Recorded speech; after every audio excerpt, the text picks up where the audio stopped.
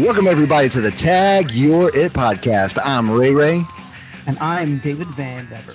And now I'm wearing a shirt that I've worn, if you're watching the video, 3 weeks in a row.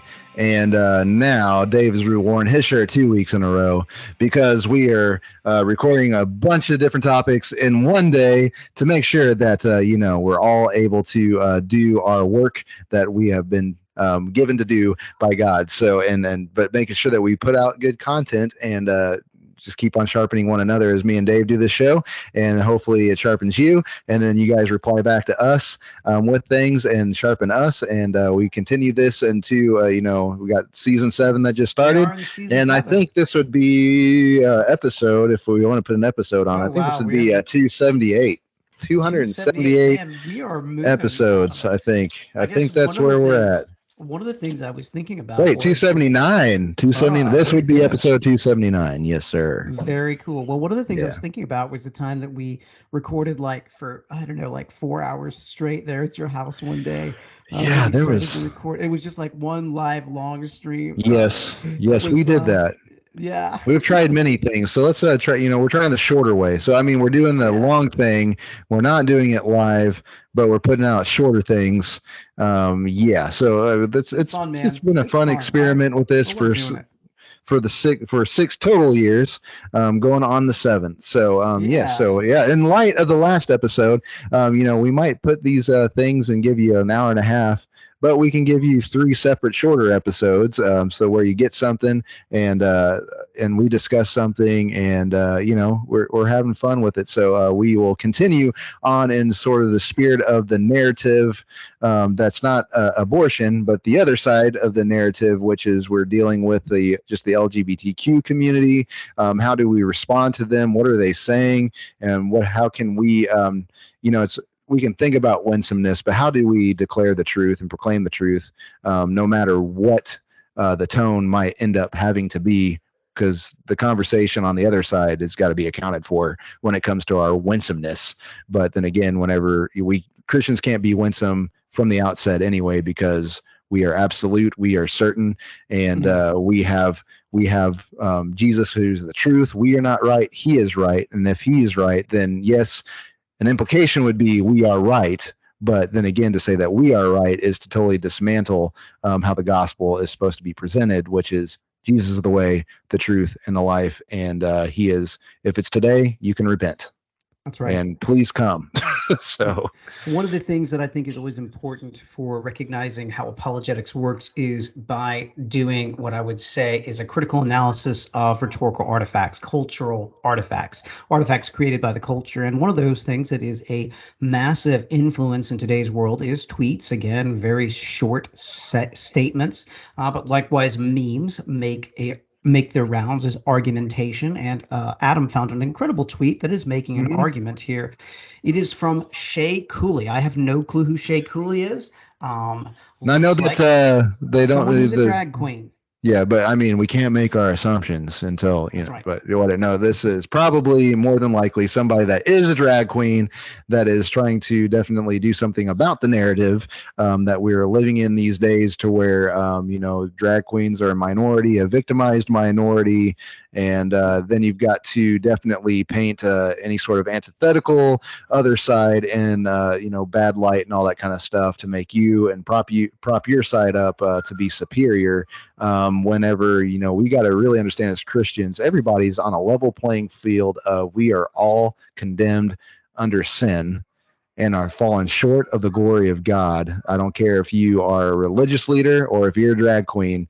The playing field is level. The ground is level at the foot of the cross.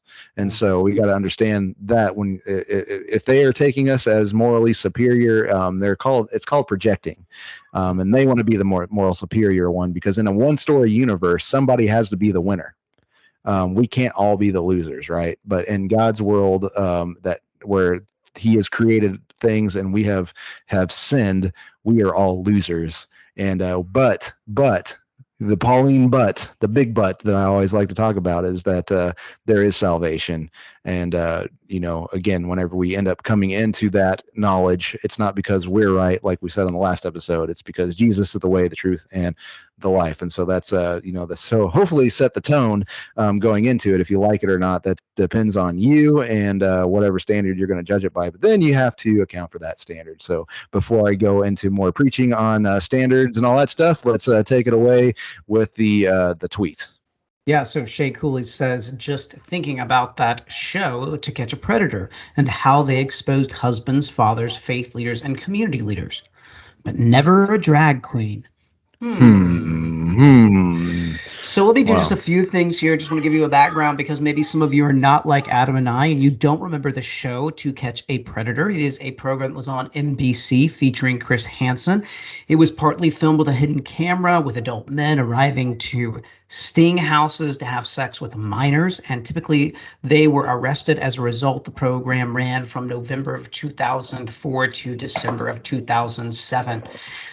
It was a pretty big deal. You can still find clips of To Catch a Predator on YouTube, but essentially the idea was that there were people out there that were looking to hook up with minors, and they were going to find those people and expose them and arrest them. Lots of different people. In fact, there were pastors, there were youth leaders, there were retired pastors, there was all kinds of different folks that were, again, exposed on this program by Chris Hansen. The argument, at least, seems to me that drag queens were never caught on the program attempting to solicit an underage male or female for sex.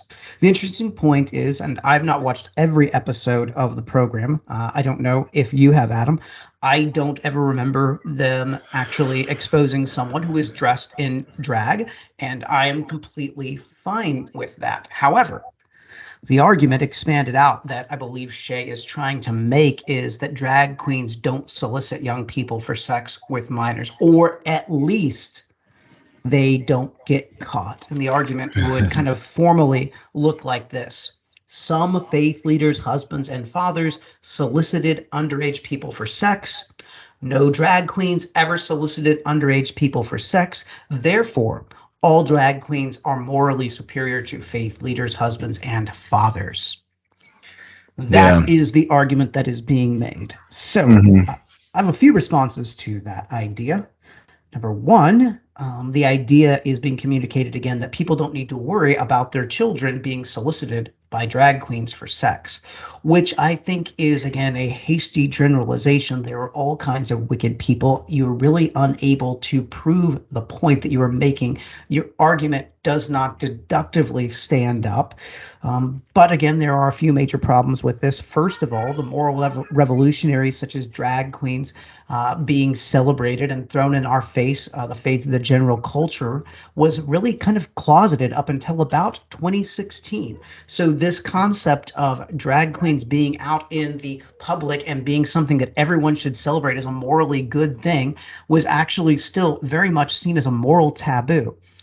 Likewise, we would have to assume that none of those individuals were just not dressed in drag. In other words, to be a drag queen doesn't mean that you're always in drag all of the time. Therefore, again, you don't provide the evidence that there were never anyone who was a drag queen, because they could have been a closeted drag queen, because the moral revolution hadn't gotten that momentum up to this point.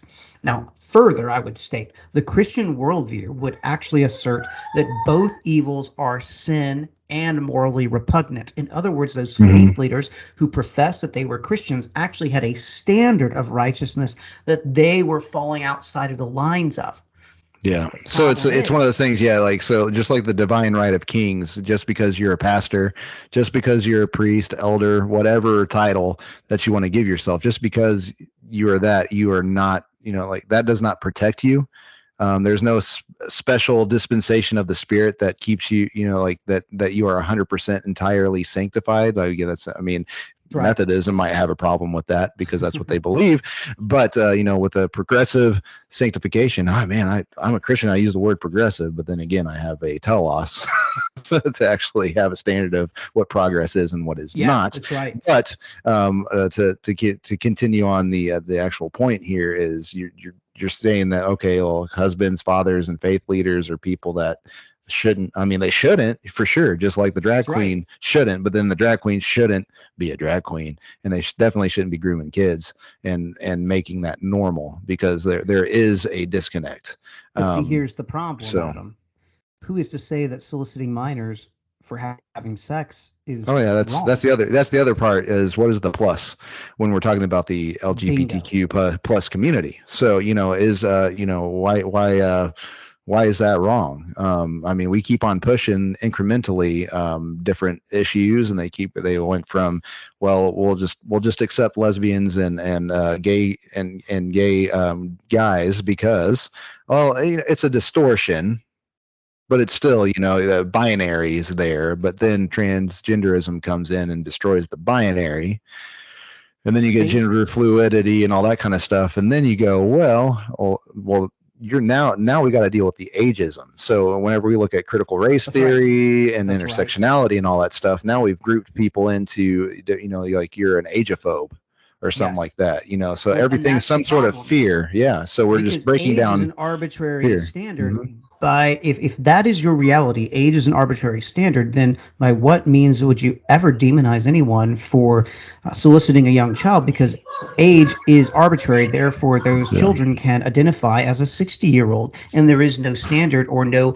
ability for you to ever actually create that. Further, I think the issue that we need to recognize is the same arbitrary standards that you are saying need to continue to move are those that, as a society, you believe are constructed, and therefore they need to be deconstructed, because those standards of what is correct morally, specifically when it relates to sexual ethics, those barriers need to be knocked down. So would not the same societally constructed standards that call drag wrong be just as problematic and demonizing to those who identify people who are born with a desire to have sex with minors? What's wrong with those individuals morally from your ethical code? There's nothing. Yeah. We just haven't progressed that far yet. Yeah, and so I mean, really, this tweet ends up just equaling zero, because you might be able to call the faith leaders and stuff like that, like, against their own. Relativism is king here. Yep. Yeah, they're going against what they say, but it's actually on the end of the drag queen that should still be okay. Like, well, he's going against his standards that he espouses on a Sunday from a pulpit, but then again, he joins me in doing this kind of stuff. And then to say, again, you've already destroyed the whole drag queen thing. How do we know that none of those people on that show was a drag queen? Because again, they just, it could have been a guy going over to the house and he just didn't have his makeup and clothes on. And that was just irrelevant information to the show. Because again, now you're making a show a standard. They have to be the ones that catch them. There's never ever been a case where somebody who was interested in cross-dressing or drag queen kind of stuff, then there's never been a drag queen that has ever solicited to kids. There's never been a pedophilic drag queen. And I'm just going to say that sounds very absurd, and that is a major claim that you would have to come up with something. But then again, this isn't really for evidential purposes. This is just to be virtue signaling and get likes on Twitter, and just the false kingdom that this person's making with themselves and their bodies, and then that's all this is. There's really no again, this is one of those things where somebody is talking and you can't find yourself arguing, because it's like it's just psychobabble wackadoo stuff. Wackadoo. I love it, man. That's and that's the thing. It's like this is where the Bible definitely says that the flesh cannot discern the spiritual. And so how can we speak to this person? So you have to get the point of contact.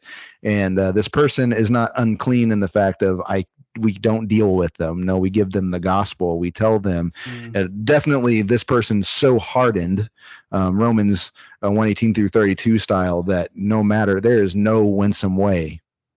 According to the other, when you're talking to, if we were talking to Shay, that's the real name, and it's actually reflective. It's not, but whatever. But there's no, we got to understand, there is no winsome way to talk to a person in this state. So we just have to declare the truth, preach it, And yes, we're going to turn around and probably get attacked. That's, throwing the pearls before swine. Well, we should expect to get attacked, and hope that even if they don't accept it, there will be people around that God is working on that will eat the crumbs and come to the gospel. So. Well, the reality is that the individual who made the meme, Shay Cooley, demonstrates the fundamental problem with his or her worldview. There is no consistent standard. The same justification that he or she uses to declare that drag is morally superior and should be celebrated could be adopted by pedophiles to justify their position just as well. This clearly demonstrates the arbitrary standard that's used. They never caught a consensual man boy situation, they had, but then again, that defeats the whole purpose of the show, because it was actually sort of consensual. They posed. This would actually paint the To Catch a Predator show in a bad light, because they're lying and they are consenting. They are pretending to be a consenting underage person talking to an older consenting person. So if consent's the standard, which it seems like that's the modern proverb, I consented, they have my consent. So actually this actually paints To Catch a Predator in a bad light doing their stings. There'd be a standard to make that sting an okay thing, but who's going to provide that? But that would actually paint To Catch a Predator in a bad light, because why that's consent, and then why the drag queen has to be okay with, well, that's consent. So what's wrong? Well, what's wrong with the faith leader if you're gonna, again, it ends up bringing the faith leader over to the side of the drag queen. Yeah, and going like, no, yeah, because you're going by my standards now. We're saying that consent is okay. You're going to say, well, this 11-year-old child said okay, and I didn't force, it wasn't rape, it was love. Love is love. Yeah.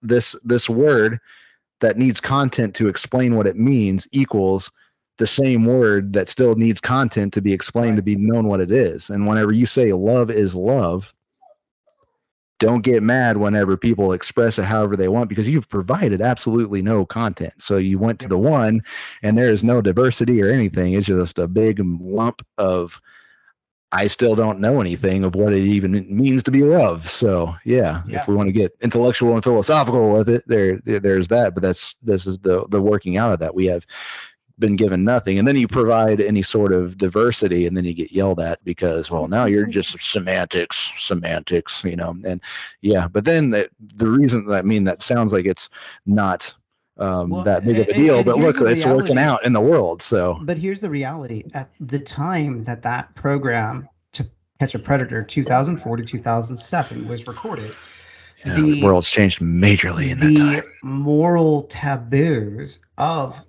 being a drag queen were seen as incredibly reprehensible. Yeah. However, there were people like Shay Cooley who were saying, hey, I have to be closeted right now because I'm being so demeaned and dehumanized. Well, wait a second. You're doing the same thing to those individuals who might identify as pedophiles. And what right have you to take away from them? And that's the issue. That's where this moral revolution can only go on so long before it destroys itself. It can only pretend superiority. It can only pretend it for a little bit, but then we just put everybody on the same level, which is our position, which is everybody's on the same level. There's no man-to-man superiority. The only superiority is Christ's superiority, and that's the only reason why I'm different from anybody, is because I have the grace of God. And it's not that I have it and you don't and you can't get it. It's the fact of, I don't know that, and I don't know what God's doing, and God is just in leaving people in their sins, and he is just in saving somebody. And it's because it's not on my work, it's not on their work. All our work ends up in death. And he is the most free to do as he wishes, especially since the fact that Jesus is the one that took the penalty. And it wasn't just like, it would be wrong of God if he just winked and dropped the charges, as we've dealt with on our episode, on our show before. But no. He can do whatever he wants because he's the one that paid. And so he pays for whoever he wants to pay for, and he can do just that because we don't deserve it. So Amen. Again, like, you can only pretend superiority for so long until you can't. And Right. That position from the outset cannot pretend superiority. So appreciate your work on that, because you proved it. So good job. Well, thank you. Thank you for bringing that to my attention, man. Well, I guess that will wrap up this episode Yes. of the program for today. And be sure to check out our episode next week. We will be right back here in the studio. So thank you again, Adam, for joining me there in Springfield, Missouri, and David Van Beber here in Lynn Valley, Kansas. All right. Well, dude, yeah, this is the Tag Your Head podcast. And as Dave already said, I'm Ray Ray. And he's already said, Van Beber. but we haven't said, Soli Deo Gloria.